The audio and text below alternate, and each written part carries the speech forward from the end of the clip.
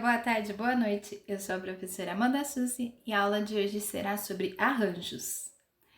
Bom, iremos falar apenas do arranjo simples, tudo bem? Que é a troca de posição de todos os elementos de um grupo que também não se repetem, tá? Então, sempre que vocês virem a palavra simples é porque não existe a repetição.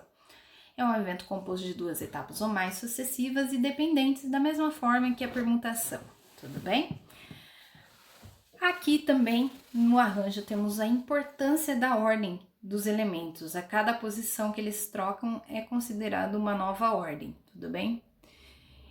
E a possibilidade do evento ocorrer é calculado pela divisão da fatoração dos elementos com a fatoração da diferença entre os elementos e a posição, tá? Por quê? Porque no arranjo, a quantidade de elementos normalmente ela sempre será superior ao número de elementos disponíveis, ou igual. Porém, quando for igual, o número de elementos for igual ao número de posições, nós podemos partir para o cálculo do arranjo, da permutação. O cálculo do arranjo, quando eles são iguais, ele vira permutação, tá? Então, a característica principal do arranjo é ser superior, os elementos ser superiores ao número de posições. Então, normalmente eu tenho 5 elementos para 2 posições, tá? Essa é a característica principal do arranjo.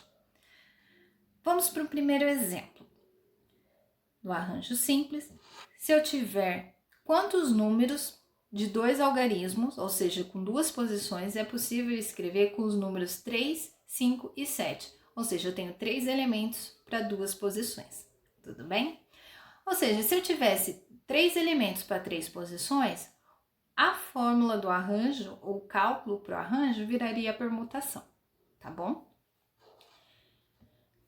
Então, eu vou colocar as 2 posições, os 2 eventos, né? Porque são 2 algarismos que eu preciso escrever com os números 3, 5 e 7. Se eu colocar o número 3, ali eu não posso pôr o número 3, não pode haver a repetição do número 3, tudo bem? No segundo evento. Então, ali eu tenho a possibilidade do 3, do 5 e do 7. Ou seja, eu tenho 3 possibilidades de colocar números, 3 possibilidades do evento ocorrer ali. Se eu colocar o número 3 como exemplo, no segundo evento só me sobra o número 5 e o número 7 para ser colocado. Então, eu tenho 2 possibilidades de eventos ocorrendo ali, tudo bem?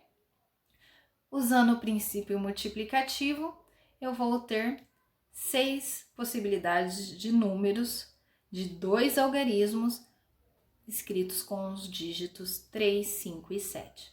Podemos pensar no número, na possibilidade do princípio aditivo, que eu teria que colocar item por item, então o 3 com 5, o 3 com 7, o 5 com 3, o 5 com 7, e o 7 com 3 e o 7 com 5, tá? Como são números pequenos, também é possível fazer facilmente com um princípio aditivo, ok? Agora, se pensarmos nas fórmulas do arranjo, o que nós temos? A letra A representando A de arranjo, tá? Assim como na permutação a gente usava a letra P para representar a permutação, aqui o A nós vamos usar para representar o arranjo, tá bom? A letra N continua sendo o número de elementos e agora aparece a letra P representando o número de posições. Então é bem fácil de lembrar, não é complicado. Lembrando que da permutação simples a gente só tinha até a letra N, porque o número de posição era igual ao número de elementos, então não interferia colocar isso na fórmula. Agora, no arranjo é necessário porque o número de posições é diferente do número de elementos, tudo bem? E aí, na fórmula, eu continuo tendo o N fatorado, o número de elementos faturados, e aí, na parte de baixo da fração, no denominador da minha fração, eu vou fazer uma diferença entre o número de posições com o número de elementos. E aí, a diferença entre eles que eu faço a faturação e a divisão, tudo bem? Então, colocando o nosso exemplo ali, eu tenho 3 elementos, né? No lugar do N eu vou ter 3 elementos, porque são os algarismos 3, 5 e 7. E na posição eu tenho 2, porque são 2 algarismos que eu preciso escrever os números, tudo bem? Substituo 3 no N, toda vez que aparecer a letra N eu substituo o número 3, e toda vez que aparecer a letra P eu substituo o 2. Fazendo a subtração, 3 menos 2, 1. Então, eu vou fatorar o número 1 no denominador da minha fração. 3 vezes 2 vezes 1 na fatoração do 3, e fatoração do 1 é o próprio 1, certo? Fazendo a multiplicação de cima com a divisão de baixo, 3 vezes 2 vezes 1 dividido por 1 igual a 6, tá bom? Então, basicamente essa a fórmula, essa é a substituição e esse é o cálculo do arranjo simples, tudo bem? E aqui, só para enfatizar, para vocês não esquecerem que a quantidade de elementos é maior ou igual à quantidade de espaços da troca, tudo bem? Vamos pensar que se eu tivesse mais números, eu iria simplesmente, vamos supor que eu tivesse, em vez de 3, 5 e 7, eu tivesse 1, 2, 3 e 4, os números. 4 números para 2 algarismos. Então, na minha fórmula, eu vou colocar ali, no lugar do 3 em cima, eu vou colocar o número 4 e fatorar 4. Embaixo, eu vou ter 4 menos 2, que daria 2, e aí embaixo seria a fatoração do número 2. Depois de feita essa multiplicação, eu faço a divisão e eu teria os resultados, tudo bem? Arranjo é bem simples. O que vocês precisam entender na análise combinatória é o tipo do enunciado, o tipo do exemplo, e fazer essa diferenciação. Número de elementos é igual ao número de posição? Permutação. Número de elementos é maior do que o número de posição? Arranjo. Tudo bem? Bom, agora onde nós vamos utilizar? Que tipos de enunciados seriam possíveis com um arranjo, né? Quando o número de elementos for maior ou igual ao número de posições da troca e que a ordem for importante, tá? No mundo da moda, por exemplo, vamos poder ter a prova de figurinos entre as modelos. Então, vamos supor que tenham um varal de figurinos, números figurinos e 2 modelos, certo? E elas forem fazendo essa troca e a importância da posição das trocas das roupas delas na hora de um comercial ou de uma exposição, de um evento, tá?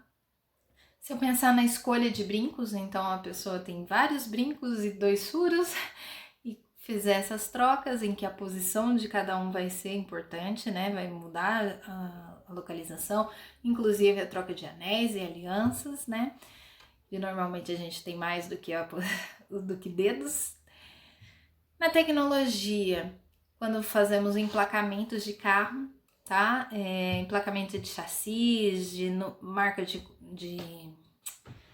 computadores, o IPI, a localização, são partes de arranjo, né? Quando faz essa troca, porque é muito importante a posição das letras de um emplacamento de um carro, de um computador, né?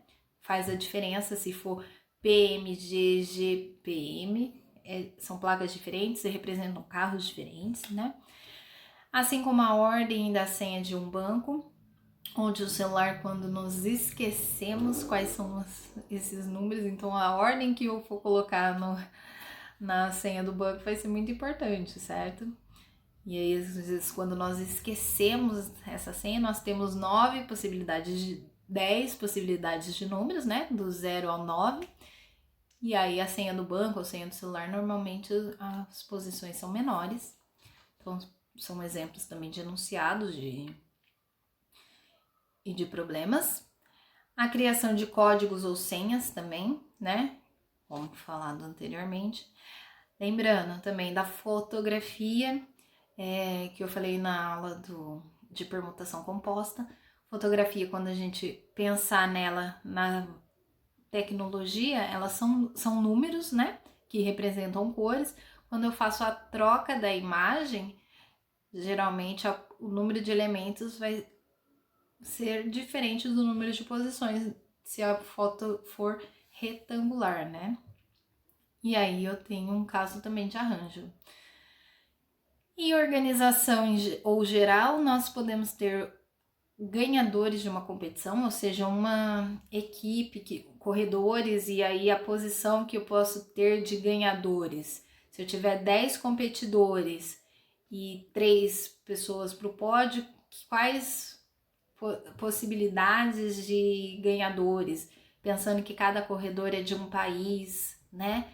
Olimpíadas, é muito arranjo, tá? Então a análise feita, as possibilidades de ganhadores de ser Estados Unidos, Brasil, China, é uma possibilidade de cálculo na análise combinatória do arranjo, assim como a ordenação das filas de bancos ou filas aí afora que nós temos, que também pode ser considerado um exemplo de enunciado ou de problematização que venha a ser o arranjo, ok? Bom, por hoje é só, espero que tenham gostado, que tenham entendido. Se ficou alguma dúvida, deixa nos comentários e bons estudos!